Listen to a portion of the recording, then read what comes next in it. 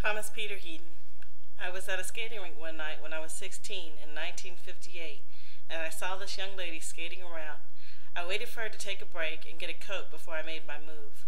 I grabbed you by the hand and said, "My name's Thomas Peter Heaton," and you said, "My name's Jacqueline Lefevre." I looked into those big green eyes, and it was a done deal. So we dated. Then in 1959, your father got transferred to Japan. I decided, well, I'll go get her. So I joined the Marine Corps, and I said, I want to go to Japan. The Marine Corps said, you'll go to Japan when we tell you you can go to Japan. So I went to a base in California. Jacqueline. I dated a Marine while I was in Japan, and I ended up getting married. I guess just because I thought that's what I was supposed to do. We came back to the States in 1962, but I didn't know what happened to you. What were you doing then? Well, I finally got orders to Okinawa, and I said, oh boy, I'll go see Jackie when I get to Japan. I was home on leave. You always get leave before you go to overseas, and stopped by to see your mother and say hi.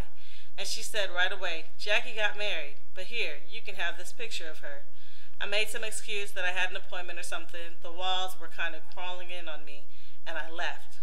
I went overseas to Okinawa for 14 months, and then I came back to Camp Lejeune, North Carolina, not knowing that you were right outside the gate of that base. I got discharged, and I went home to Maryland. One night, the phone rang. It was you, Jackie. I came to visit my mom, and I was calling your mother to see where you were, and you answered the phone. I was shocked, needless to say. You picked me up, and you said, I want to show you something. We went to your mother's house, and here was this little baby sitting there. Your daughter was about 3 months old, and she had those same big green eyes. You went back to North Carolina, and I re-enlisted in the Marine Corps for another 6 years. That was 1964. I said, send me overseas. I didn't want to be down in North Carolina where you're sitting right outside the gate. So I left on the 12th of August for Vietnam. I came back to the States after 26 months and was stationed at Camp Pendleton, California. One day I was sitting in the barracks and thinking about you, and I said, I'm going to write her a letter. So I wrote you a letter and told you how I felt because we were going back to Vietnam, and I didn't want to be thinking about you on another tour in Vietnam. So I sent a letter off, and I was in Vietnam for 4 months before I even got an answer. And the first sergeant gives me the letter. He says, you never get any mail, Heaton. It was a letter from you. Jackie. I don't know how the letter that you wrote found me. It was forwarded 4 times before I got it. You said, I just have to get this off my chest. I love you. I've always loved you. I just have to say it and get it over with, and I'm done. In the meantime, I had another child, a little boy. So there I was in an apartment with 2 little babies, and just miserable, actually. I got married for all the wrong reasons, but I came from a divorced family, and I didn't want my kids to have a broken home. Peter. When I came back from Vietnam, I spent 24 hours at home, and then I went to my mother at about 4 in the morning and said, I've got to go to North Carolina. And she kind of looked at me. I think you better leave that one alone. She's married, but I guess you got to do what you got to do. I said, yeah, I got to do what I got to do. Jackie, I sent you away, Peter. That was September 25th, 1968. Jackie, 30 years after that, I left my husband. It wasn't easy. My kids were grown, they had their college education, they had their families, but I was lonesome and miserable.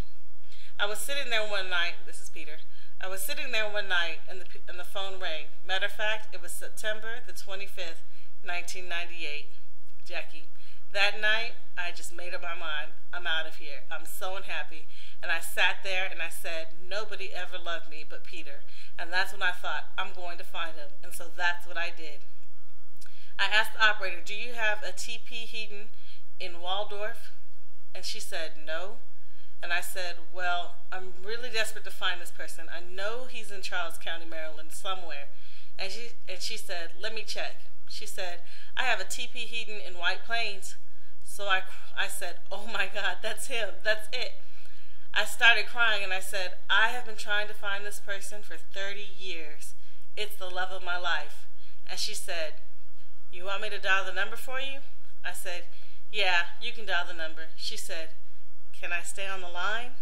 I said, I don't care what you do. And Peter, and you said, you know who this is? I said, yeah, I know who this is. You said, I bet you're mad at me. I said, no. Matter of fact, I'm still in love with you. And Jackie, I felt like I was 15 all over again. We just talked like it never had been all those years in between. We decided we would meet in Memphis, and I picked you up at the airport.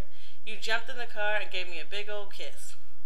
Peter, we got married in May the 15th. I took you down to Key West and out on a 3-masted schooner, and we married at sunset.